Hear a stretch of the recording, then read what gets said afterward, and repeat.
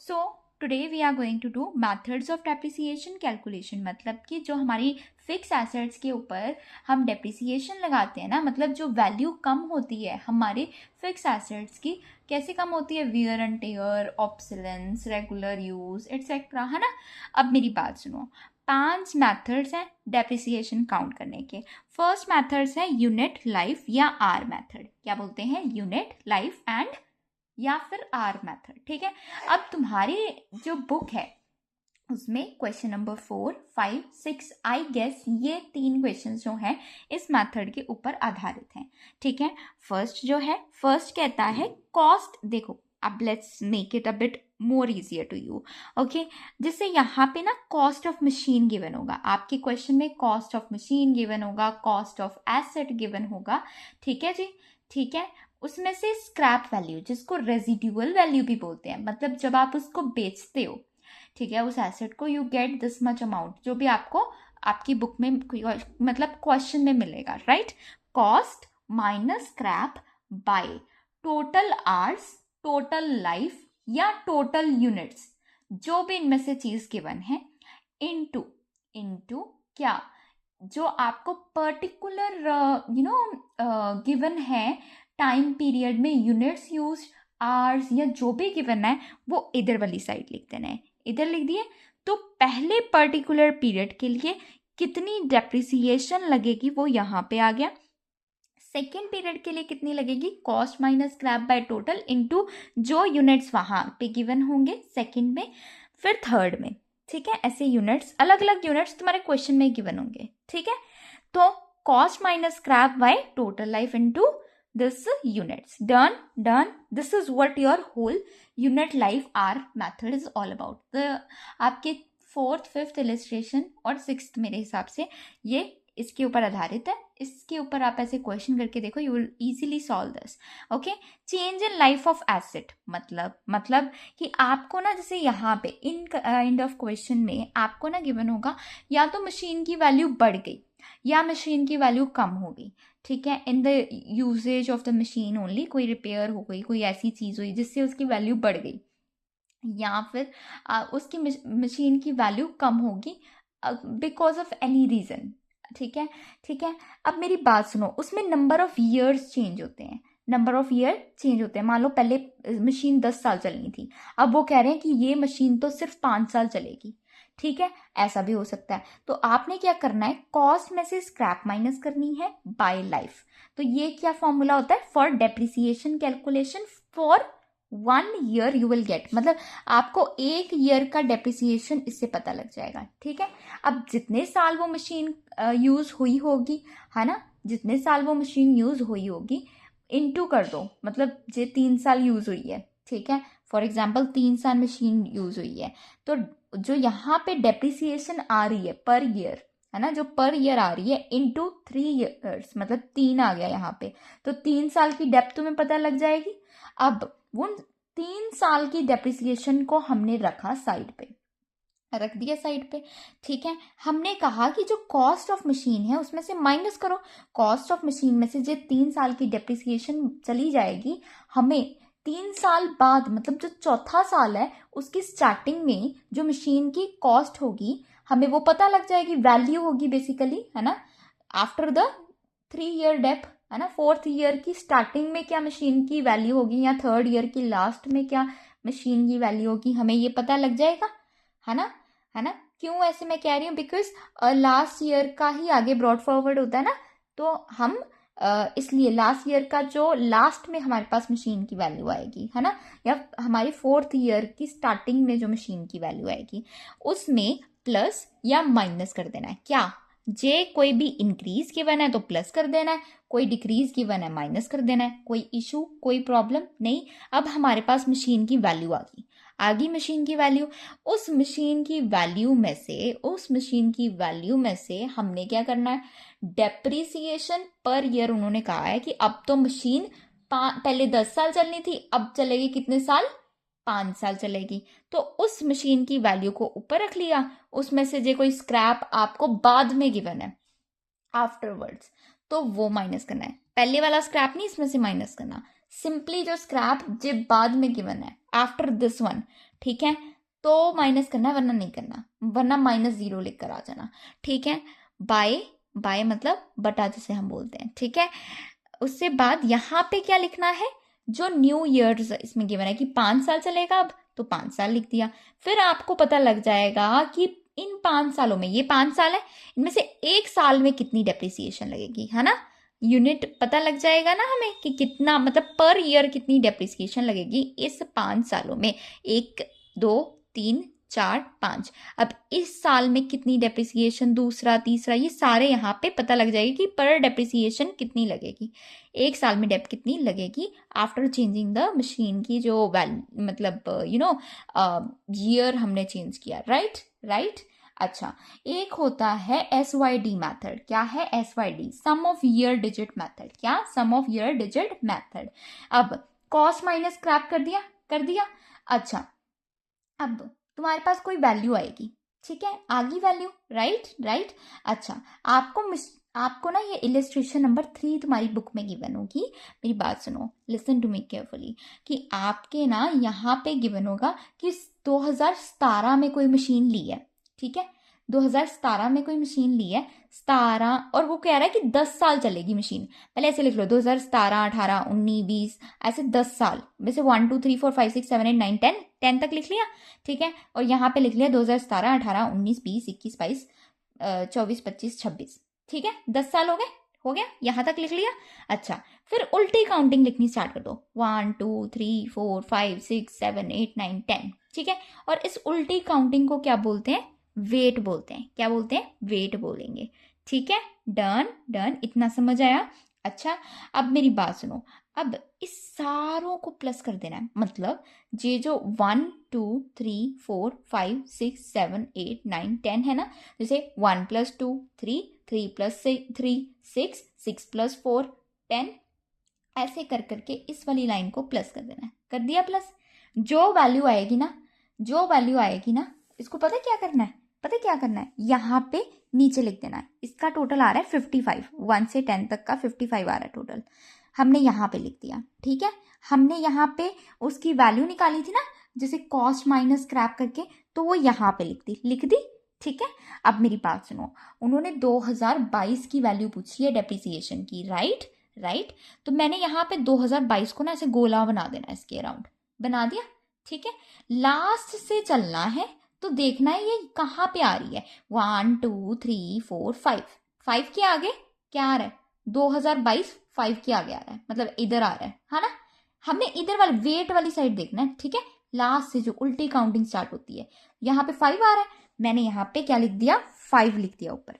तो मैंने इसकी मतलब कटिंग वगैरह की, I got 80,000 as depreciation for which year?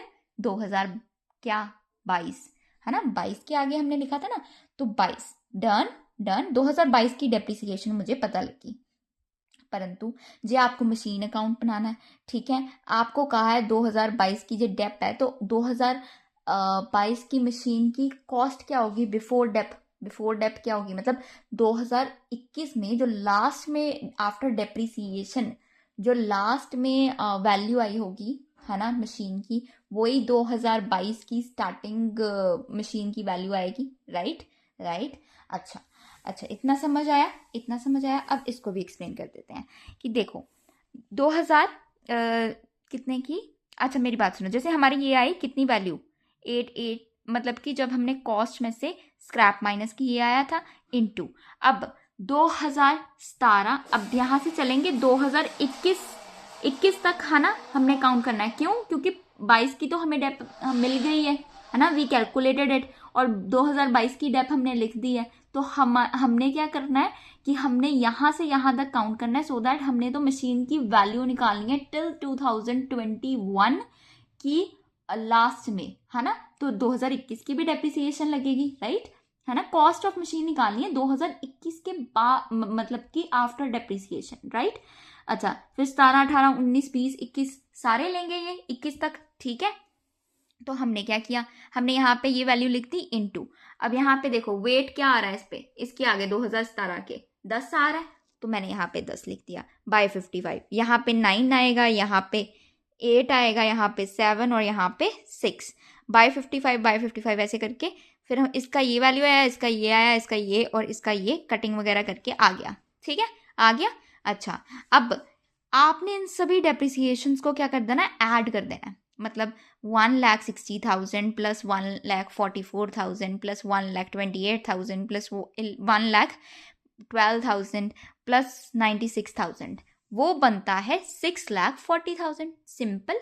ठीक है, अब ओरिजिनल कॉस्ट क्या थी मशीन की, जितनी भी थी 10 लाख थी, है ना। क्वेश्चन में कितने गिवन है, 10 लाख, राइट। ये वाली मशीन की कॉस्ट। ठीक है, अब इसमें से आपने जब माइनस किया 6,40,000, what ever value you get,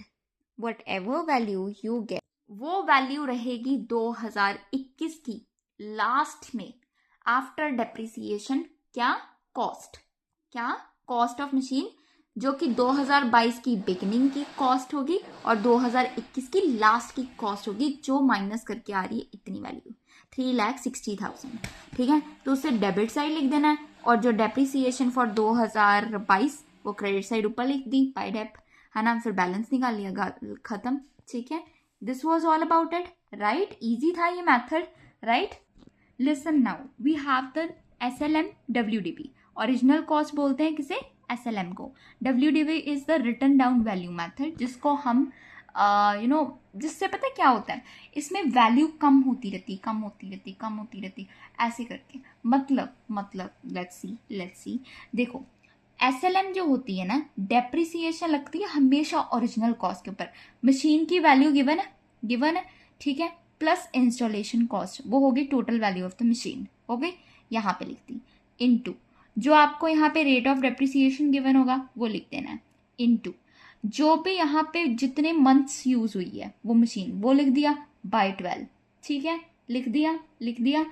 फिर वो आपका depreciation for the first year आ गया। ठीक है, सेकेंड ईयर भी वही डेप आएगा, थर्ड ईयर भी, मतलब ये चल ही जाएगा, यही डेप्रिसिएशन चलता है इसमें।